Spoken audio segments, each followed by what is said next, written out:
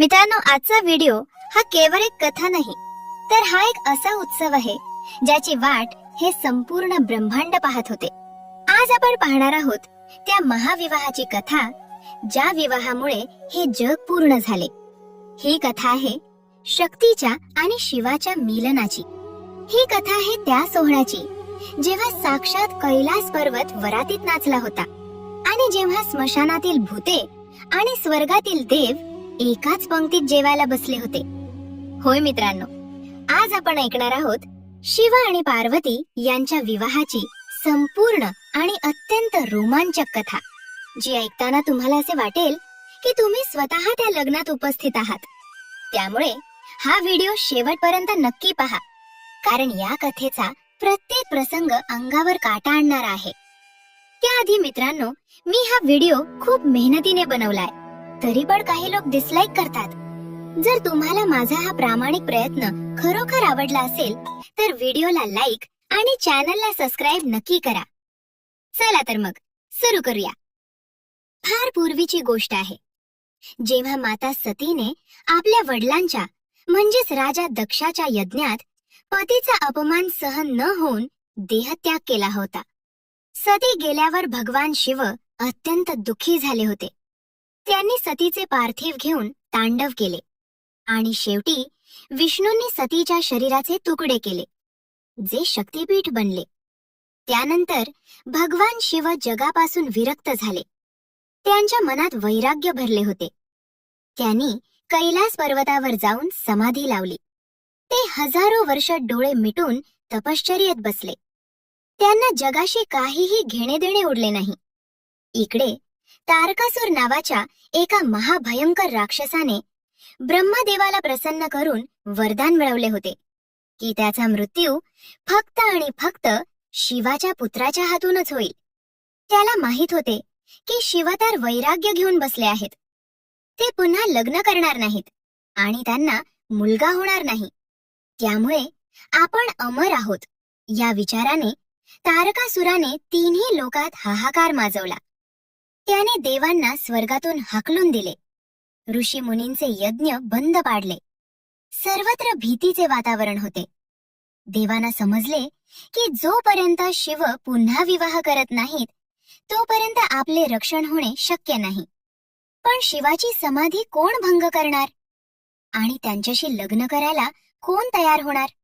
त्याच वेळी हिमालय पर्वतराजा हिमवान आणि त्यांची पत्नी मेनावती यांच्या पोटी साक्षात आदी मायेने जन्म घेतला.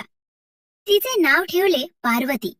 तिलाच उमा, गौरी आणि शैलपुत्री अशा अनेक नावांनी ओळखले जाते. पार्वती लहानपणापासूनच वेगळी होती. जेव्हा ती लहान होती तेव्हा तिचे पहिले शब्द आई किंवा बाबा नव्हते, तर तिचे पहिले शब्द होते ओम नमः शिवाय. नारद मुनी जेव्हा हिमालयात आले आणि त्यांनी पार्वतीचा हात पाहिला तेव्हा त्यांनी सांगितले की हिचे नशीब सामान्य नाही. हिला असा पती मिळेल जो अंगाला भस्म लावतो, ज्याला घर नाही, जो स्मशानात राहतो आणि जो देवांचा देव आहे. हे ऐकून आई मेनावतीला काळजी वाटली, पण पार्वतीला मात्र आनंद झाला, कारण तिला माहित होते की ती याच कारणासाठी जन्माला आली आहे. पार्वती मोठी झाली आणि तिने आपल्या वडिलांना सांगितले की मला शिवाशीच विवाह करायचा आहे. ती शिवाच्या सेवेसाठी कैलास पर्वतावर गेली. महादेव समाधीत बसले होते. पार्वती रोज त्यांचे अंगण झाडत असे, त्यांच्यासाठी फुले आणत असे, त्यांची पूजा करत असे. पण महादेवांचे लक्ष तिच्याकडे नव्हते. ते आपल्याच ध्यानात मग्न होते. इकडे देवांना घाई झाली होती की शिवाची समाधी लवकर तुटावी. म्हणून इंद्राने कामदेवाला म्हणजेच प्रेमाच्या देवाला कैलासावर पाठवले. कारदेवाने तिथे जाऊन वसंताचे वातावरण तयार केले. सर्वत्र फुले उमलली, सुगंध दरवळला आणि कामदेवाने लपून महादेवांवर फुलांचा बाण सोडला. तो बाण लागताच महादेवांची समाधी भंग पावली. त्यांच्या मनात थोडी चंचलता आली. त्यांनी डोळे उघडले आणि पाहिले की कोण आहे ज्याने माझ्या ध्यानात विघ्न आणले आहे. त्यांना समोर झारामागे लपलेला कामदेव दिसला. महादेवांचा राग अनावर झाला. त्यांनी आपला तिसरा डोळा उघडला आणि त्यातून निघालेल्या प्रलयंकारी आगीने कामदेवाला तिथेच जाळून भस्म केले. हे पाहून पार्वती घाबरली, पण ती जागेवरून हलली नाही. रती म्हणजेच कामदेवाची पत्नी तिथे येऊन रडू लागली.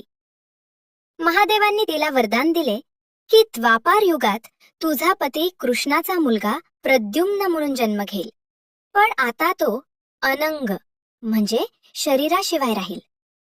कामदेव जळाल्यावर महादेवांनी पार्वतीकडे पाहिले आणि ते तिथून निघून दुसऱ्या शिखरावर तपश्चर्येला गेले.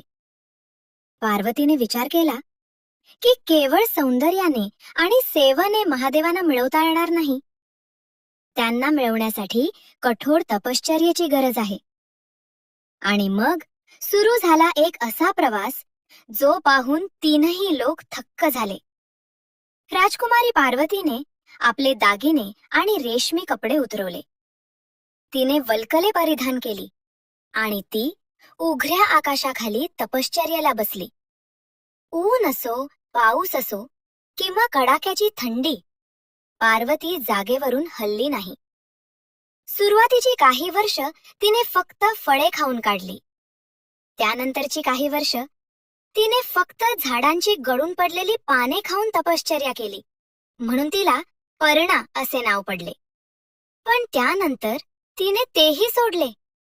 तिने अन्न आणि पाणी दोन्हीचा त्याग केला आणि ती फक्त हवेवर जिवंत राहून तपश्चर्या करू लागली.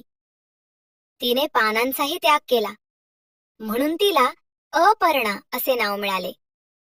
तिची ही अवस्था पाहून तिची आई मेनावती रडायची आणि म्हणायची, उमा म्हणजे हे मुली, नको करू हे तप.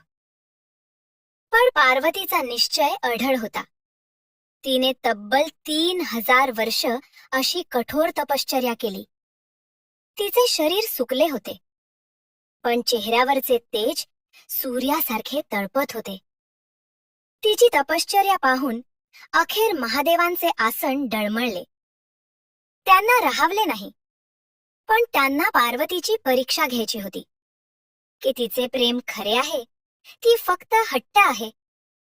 म्हणून भगवान शिव एका बटूचे म्हणजेच एका तरुण ब्राह्मणाचे रूप घेऊन पार्वतीच्या आश्रमात आले. पार्वतीने त्या ब्राह्मणाचे स्वागत केले.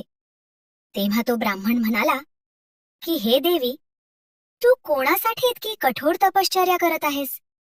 तू तर इतकी सुंदर आणि नाजूक आहेस. तुला तर एखादा राजपुत्र शोभून दिसेल. पार्वतीने हात जोडून सांगितले की मला फक्त आणि फक्त भगवान शंकरांशी विवाह करायचा आहे. हे ऐकून तो ब्राह्मण जोर जोरात हसू लागला आणि म्हणाला की काय, त्या शंकराशी? त्या महादेवाला ना घर आहे ना दार. तो तर स्मशानात राहतो, अंगाला चितेची राख फासतो, गळ्यात सापांच्या माळा घालतो. त्याला आईबाप नाहीत. त्याचे मित्र म्हणजे भूते आणि पिशाच्च आहेत. त्याच्याकडे तुला देण्यासाठी ना दागिने आहेत ना चांगले कपडे. त्याच्याशी लग्न करून तू काय सुखी होणार आहेस? त्यापेक्षा विष्णू किंवा इतर कोणत्याही देवाचा विचार कर. महादेवांची ही निंदा ऐकून पार्वतीला प्रचंड राग आला. तिचे डोळे रागाने लाल झाले. ती म्हणाली की बस करा, आता एक शब्दही बोलू नका. तुम्हाला त्या महादेवाचे स्वरूप काय कळणार? जे स्वतःच ब्रह्मांड आहेत त्यांना घराची काय गरज? आणि जे स्वतःच सौंदर्य आहेत त्यांना दागिन्यांची काय गरज? तुम्हाला त्यांचे फक्त बाह्य रूप दिसते, पण मला त्यांचे अंतरंग माहीत आहे. तुम्ही इथे आलात म्हणून तुमचा आदर केला, पण आता तुम्ही माझ्या आराध्य दैवताची निंदा करत आहात. त्यामुळे मी आता इथे एक क्षणही थांबणार नाही. पार्वती तिथून रागाने निघून जाणार इतक्यात त्या ब्राह्मणाचे रूप बदलले आणि तिथे साक्षात चंद्रमौली भगवान शिव प्रकट झाले. त्यांनी हसून पार्वतीचा हात धरला आणि म्हणाले की हे देवी, थांब. मी तर फक्त तुझी परीक्षा घेत होतो.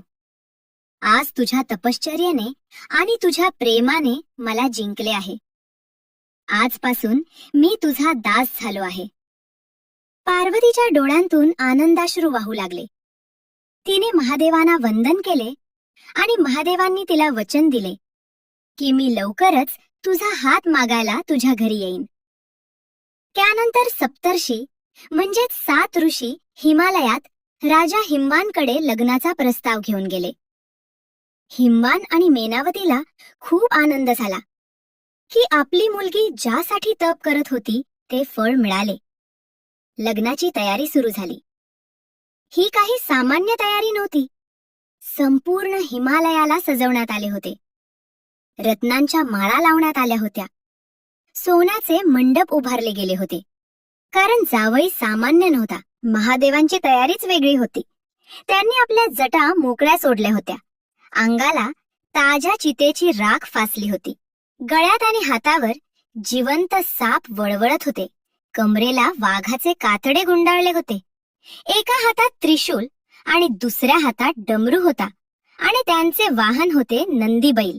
पण सर्वात भयानक होते त्यांचे वऱ्हाडी. देवांची वरात पुढे चालत होती आणि महादेवांची वरात मागे होती. महादेवांच्या वरातीत कोण होते? तर 3 डोळे असलेली भूते. कोणाचे डोके पोटावर होते तर कोणाचे पाय उलटे होते. डाकिनी, शाकिनी, वेताळ, पिशाच्च आणि सर्व प्रकारचे गण नाचत गात चालले होते. ते विचित्र आवाज काढत होते. कोणी शिंगे वाजवत होते तर कोणी हाडे वाजवत होते.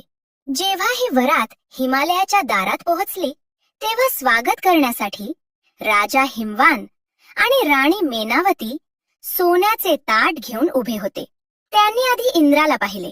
तेव्हा त्यांना वाटले की हाच जावई असावा. किती सुंदर रूप आहे. तेव्हा नारदांनी सांगितले की नाही, हा तर जावयाचा सेवक आहे. मेनावतीला खूप आनंद झाला की जर सेवक इतका सुंदर आहे तर मालक किती सुंदर असेल. त्यानंतर त्यांनी विष्णूंना पाहिले. ते तर चतुर्भुज नारायण होते. मेनावतीला वाटले नक्कीच हेच जावई असणार. पण नारदांनी सांगितले की नाही नाही, हे तर जावयाचे मित्र आहेत. आता मेनावतीची उत्सुकता शिगेला पोहोचली होती आणि त्याच वेळी तिथे महादेवांचे आगमन झाले. नंदीवर बसलेले, अंगाला राख फासलेले आणि मागे भूतांची टोळी नाचत असलेली. ते दृश्य पाहून राणी मेनावती जागीच चक्कर येऊन पडली. जेव्हा त्या सावध झाल्या तेव्हा त्याने हंबरडा फोडला. त्या रडत म्हणाल्या की हे नारदा, तुम्ही माझ्या मुलीचा घात केलात. या भिकाऱ्याशी लग्न लावण्यासाठी माझ्या मुलीने तपश्चर्या केली का? याच्या गळ्यात साप आहेत. हा तर अमंगल आहे. मी माझी मुलगी याला देण्यापेक्षा तिला विहिरीत ढकलून देईन किंवा विष खाईन, पण हे लग्न होऊ देणार नाही. तिथे एकच गोंधळ उडाला. पार्वती आईला समजावत होती की आई, हेच विश्वरूप आहे. पण आई ऐकायला तयार नव्हती. तिला आपल्या मुलीच्या भविष्याची काळजी वाटत होती. वातावरण गंभीर झाले होते. तेव्हा भगवान विष्णू पुढे आले आणि त्यांनी महादेवांना विनंती केली की हे प्रभू, तुमचे हे रूप भक्तांसाठी ठीक आहे, पण सासूबाईंना हे रूप पचनी पडत नाहीये. कृपया तुम्ही त्यांच्यासाठी तुमचे सुंदर रूप धारण करा. भगवान शिवानी ते मान्य केले आणि मग तिथे एक चमत्कार झाला. त्या भस्माने माखलेल्या शरीराचे रूपांतर एका अत्यंत देखण्या आणि दिव्य पुरुषात झाले, ज्याचे नाव आहे सुंदर मूर्ती किंवा चंद्रशेखर रूप. महादेवांचे ते रूप इतके सुंदर होते की करोडो कामदेव त्यांच्यावरून ओवाळून टाकावेत. त्यांनी रेशमी वस्त्रे परिधान केली. अंगावर दिव्य अलंकार आले. गळ्यातील सापांचे रूपांतर सोन्याच्या हारात झाले. त्यांचे ते रूप पाहून मेनावतीचे डोळे दिपले. तिला विश्वास बसेना की हा तोच जावई आहे. ती धावत जाऊन पाया पडली आणि म्हणाली की प्रभू, मला क्षमा करा, मी तुम्हाला ओळखले नाही. त्यानंतर लग्नाचा सोहळा सुरू झाला. सोन्याच्या मंडपात रत्नजडित चौरंगावर शिव आणि पार्वती समोरासमोर बसले. ब्रह्मदेव या लग्नाचे पुरोहित होते. त्यांनी मंत्र उच्चारण्यास सुरुवात केली. तेव्हा एक गंमत झाली. लग्नात गोत्र विचारतात. जेव्हा ब्रह्मदेवांनी महादेवांना विचारले की तुमचे गोत्र काय आणि तुमचे वडील कोण, तेव्हा महादेव शांत बसले. नारदांनी सांगितले की अहो, यांना ना गोत्र आहे ना कुळ, हे स्वयंभू आहेत, हेच सर्वांचे बाप आहेत. यांचे बाप कोण असणार? पण रीतीप्रमाणे काहीतरी सांगावे लागेल. म्हणून शिवाने आपले गोत्र, नाद आणि प्रवर धक्का सांगितले. या लग्नात सर्वात महत्वाचा विधी म्हणजे कन्यादान. हे कन्यादान करण्यासाठी भगवान विष्णू आणि त्यांची पत्नी लक्ष्मी पुढे आले, कारण पार्वतीने विष्णूंना आपला भाऊ मानले होते. विष्णूंनी पार्वतीचा हात महादेवांच्या हातात दिला आणि त्या क्षणी स्वर्गातून फुलांचा वर्षाव झाला. देवांनी दुंदुभी वाजवल्या. संपूर्ण ब्रह्मांड आनंदाने डोलू लागले, कारण हे फक्त लग्न नव्हते, तर हे प्रकृती आणि पुरुषाचे मिलन होते. हे शिव आणि शक्तीचे एकत्रीकरण होते. लग्नाचा दिवस उजाडला आणि मग सुरू झाली ती ऐतिहासिक वरात, जी आजही पुराणांमध्ये गायली जाते. लग्नाला सर्व देव आले होते.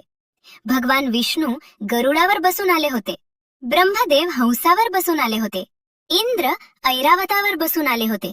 सर्व देवांचे रथ सोन्याचे होते, त्यांचे कपडे रेशमी होते, दागिने हिऱ्यांचे होते, गंधर्व गात होते, अप्सरा नाचत होत्या. पण खरी गंमत तर तेव्हा झाली जेव्हा नवरदेव म्हणजेच आपले भोलेनाथ तिथे आले. लग्नानंतर जेव्हा निरोप घेण्याची वेळ आली, तेव्हा मात्र वातावरण भावुक झाले. जी मुलगी इतकी वर्ष डोळ्यासमोर वाढली, ती आता सासरी जाणार होती. मेनावती आणि हिमवान रडू लागले. पार्वतीने आईची समजूत काढली की आई, मी जरी शरीराने कैलासावर जात असले तरी मनाने मी नेहमी तुझ्या जवळ असेन, आणि जेव्हा जेव्हा तुला माझी आठवण येईल तेव्हा मी तुझ्या भेटीला येईन. मित्रांनो, तुम्हाला माहितीये का, कैलासावर पोहोचल्यावर सुद्धा एक गंमत झाली. महादेवांना राहण्यासाठी घर नव्हते आणि पार्वती तर नवीन नवरी होती. तेव्हा तिथे उपस्थित असलेल्या ऋषींच्या पत्नींनी म्हणजे अरुंधती आणि अनुसूया यांनी महादेवांना थट्टा केली की अरे देवा, तुम्ही जगाचे मालक आणि बायकोला ठेवायला छत नाही. हे ऐकून महादेवांनी लगेच विश्वकर्मांना बोलावले आणि सांगितले की असे घर बांधा जे तीनही लोकात नसेल. आणि तेव्हा तयार झाली ती सोन्याची लंका. पण गंमत बघा, गृहप्रवेशाच्या वेळी रावण, जो महादेवाचा भक्त होता आणि पौरोहित्य करायला आला होता, त्याने दक्षिणेत तेच घर मागून घेतले आणि महादेवांनी क्षणाचाही विचार न करता ते सोन्याचे घर रावणाला देऊन टाकले. पार्वतीने विचारले की आता आपण कुठे राहणार?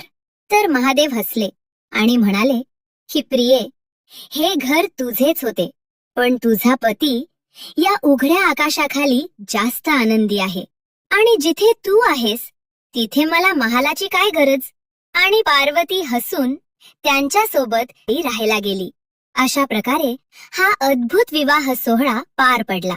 या कथेमध्ये प्रत्येक प्रसंगात एक शिकवण आहे. नारदांचा प्रसंग शिकवतो की नशीब कोणी बदलू शकत नाही. सप्तर्षींचा प्रसंग शिकवतो की आपली श्रद्धा अढळ असली पाहिजे. वरातीचा प्रसंग शिकवतो की माणसाच्या बाह्य रूपावरून त्याचे परीक्षण करू नये. आणि सोन्याची लंका दान करण्याचा प्रसंग शिकवतो की संसारात भौतिक गोष्टींपेक्षा एकमेकांची साथ महत्वाची असते. मित्रांनो, महाशिवरात्रीच्या रात्री ही कथा ऐकण्याचे खूप महत्व आहे. असे मानले जाते की या रात्री शिव आणि पार्वती पृथ्वीवर भ्रमण करत असतात, आणि ज्या घरात ही कथा चालू असते किंवा जिथे या कथेचे स्मरण केले जाते, तिथे ते काही क्षणांसाठी का होईना पण नक्की थांबतात आणि आशीर्वाद देतात. जर तुमच्या आयुष्यात संकटे असतील किंवा लग्नाचे योग येत नसतील, तर येत्या महाशिवरात्रीला उपवास करा आणि संध्याकाळी ही कथा नक्की वाचा किंवा ऐका. तुम्हाला या कथेतील कोणता प्रसंग सर्वात जास्त आवडला? मेनावतीचे रडणे की महादेवांचे सुंदर रूप? हे आम्हाला कमेंट करून नक्की सांगा. अशाच आणखी सविस्तर आणि माहितीपूर्ण कथांसाठी आपल्या चॅनलला सबस्क्राईब करा.